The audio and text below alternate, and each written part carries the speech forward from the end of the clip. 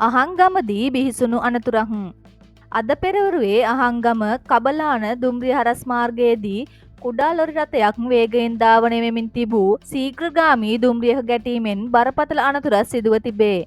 අනතුරෙන් lorry රථයේ රියදුරු බරපතල තුවාල ලබා කරාපිටිය ශික්ෂණ රෝහලට ඇතුළත් කර ඇති බව අහංගම පොලිසිය පවසයි.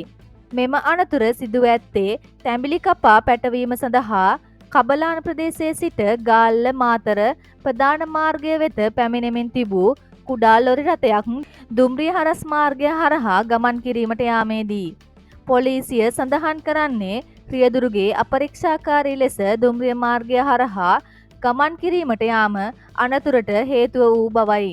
එම අවස්ථාවේදී මරදාන සිට බෙලියත්ත බලා ධාවනය වූ ශීඝ්‍රගාමී දුම්රියේ ලොරි රථය ගැටී තිබේ. ලොරි රථය දුම්රියේ ගැටෙනවා සමගම රථයේ ඉදිරිපස අසුනේ සිටි රිය සහායකවරයා පිටතට පැන දිවි බේරාගෙන තිබේ. කෙසේ වෙතත් රියදුරු ලොරි රථය තුල සිරවී සිට ඇති අතර ප්‍රදේශවාසීන්ගේ කඩිනම් මැදිහත් වීමෙන් ඔහු පිටතටගෙන කරාපිටිය රෝහල වෙත යොමු කර තිබේ. රෝහල් ආරංචි මාර්ග පවසන්නේ බරපතල තුවාල ලබා රෝහල් ගත කළ රියදුරුගේ තත්ත්වය බරපතල බවයි. සිද්ධිය සම්බන්ධයෙන් අහංගම පොලිසිය වැඩිදුර විමර්ශන පවත්වයි.